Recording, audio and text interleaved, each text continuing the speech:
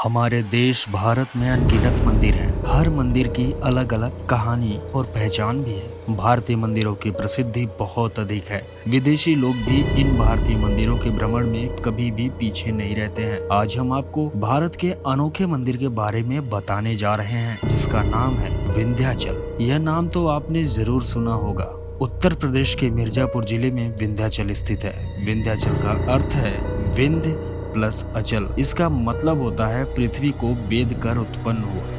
यह विंध्याचल की पहाड़ियां भारत के मध्य में स्थित है। वाराणसी से लगभग 70 किलोमीटर की दूरी पर स्थित यह विंध्याचल प्रकृति की अनोखी सुंदरता के बीच खूबसूरत विंध्याचल की पहाड़ियां घने वृक्षों झाड़ियों से भरी हरियाली युक्त क्षेत्र अत्यंत ही मनमोहक है। धार्मिक दृष्टि से इसका महत्व बहुत अधिक है। देश के 52 शक्ति पीठों में से ये एक है। हमारे देश के प्राचीन ग्रंथों वेदों से लेकर रामायण महाभारत सभी जगह पर विंध्य का वर्णन मिलता है। विंध्य क्षेत्र माँ विंध्यवासिनी को समर्पित है। कहते हैं कि इसी स्थान पर तप करने पर सिद्धि मिलती है। वेदों के अनुसार यह स्थान कभी भी नष्ट नहीं हो सकता। सृष्टि के उत्पन्न होने से पहले और सृष्टि के विनाश के बाद भी रहेगा। इसी स्थान पर माता विंध्यवासिनी का भी मंदिर है। लाखों श्रद्धालु माता के दर्शन के लिए यहाँ आते हैं। गंगा तट पर स्थित इस मंदिर में नवरात्रि के समय बहुत ही ज्यादा भीड़ होती है। इस क्षेत्र में मुख्य रूप से माता के 3 मंदिर विंध्यवासिनी, महाकाली, अष्टभुजा मंदिर है। मंदिर के पीछे नदी है। बाहर से आने वाले श्रद्धालु यहाँ पहले स्नान करते हैं, फिर दर्शन के लिए मंदिर में आते हैं। विंध्यवासिनी मंदिर अत्यंत ही सुंदर है। मंदिर में स्थित माँ की विशाल मूर्ति है, जो कि अत्यंत ही अद्भुत है।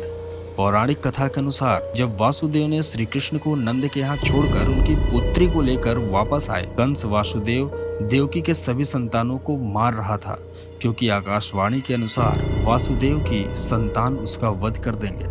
कंस बहुत ही दुष्ट और अधर्मी राजा था। जब कंस ने वासुदेव से नंद की पुत्री को, जो उनको वासुदेव की पुत्री समझकर मारना चाहा, तो उस नवजात शिशु ने दुर्गा का रूप धारण कर लिया और कृष्ण द्वारा कंस के वध की भविष्यवाणी की। धर्म ग्रंथों के अनुसार इसे माँ दुर्गा का रूप तो कहीं कहीं माँ पार्वती के रूप में माया रूप कहा गया है। महाकाली माँ विंध्यवासिनी के दर्शन के उपरांत श्रद्धालुओं को 3 किलोमीटर की दूरी पर स्थित महाकाली के दर्शन के लिए जाना होता है। रास्ते में एक अत्यंत सुंदर काली गुफा माँ काली गुफा है, जो कि मुख्य आकर्षण है।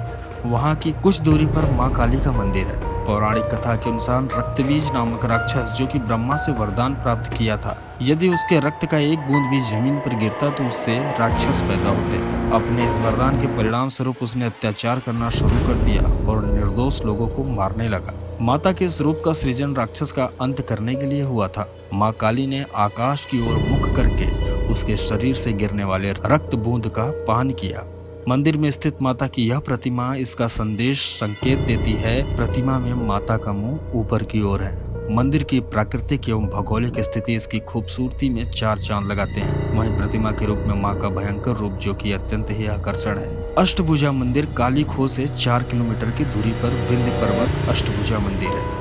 मंदिर तक पहुंचने के लिए पहाड़ों को काटकर सीढ़ियां बनाई गई हैं और सीढ़ियों की संख्या लगभग 511 या 12 है, जिसके द्वारा आप मंदिर तक पहुंच सकते हैं या फिर घुमावदार सड़कों से होते हुए निजी वाहन से जा भी सकते हैं। यह मंदिर बहुत ही सुंदर है। सीता कुंड यह एक छोटा सा जल स्रोत है, जो कि कभी भी सूखता नहीं है। पुरानी कथा के अनुसार माँ सीता, राम और लक्ष्मण वन में निवास कर रहे थे। तब माँ सीता ने यहाँ पर स्नान किया था, तभी से इस जगह का नाम सीता कुंड पड़ा। सबसे आश्चर्यजनक बात तो यह है कि यहाँ आसपास के गहरे जल स्रोत ही भयंकर गर्मी के दिनों में सूख जाते हैं, परंतु ये जल स्रोत कभी नहीं सूखता। कुंड के समीप में ही माता सीता ने एक शिवलिंग की स्थापना की, जिसके कारण यह स्थान सिद्धेश्वर नाम से भी जाना जाता है। नवरात्रि के महीने में इस कुंड में स्नान करने के लिए महिलाओं की बहुत अधिक भीड़ होती है। अन्यथा है कि सीता कुंड में स्नान करके पितरों को भी पूजा तथा जल देने में सौभाग्य की प्राप्ति होती है। यह पूरा क्षेत्र मंदिरों से भरा हुआ है। दूर से ही आपको मंदिरों की घंटियों की आवाज सुनाई देगी। सड़कों के दोनों ओर दुकानें हैं, जहां आपको मंदिरों की पूजा के सारे सामान मिल जाएंगे। कुछ शोध से पता चला है कि विंध्य क्षेत्र प्राकृतिक तत्वों से भरा हुआ है। विंध्य की पहाड़ियां अपने में अनेकों रहस्य को छुपाए हैं। शुरुआती शोध में यह पता चला कि यहाँ पर पेट्रोलियम, प्राकृतिक गैस जैसे बहुमूल्य पदार्थ है। हालांकि अभी इन पर रिसर्च हो रहा है। अब विंध्याचल बहुत ही सुंदर बन चुका है। पुराना मंदिर तो अभी है ही और कॉरिडोर भी बनाए जा चुके हैं। तो दोस्तों, ये रही विंध्याचल की जानकारी।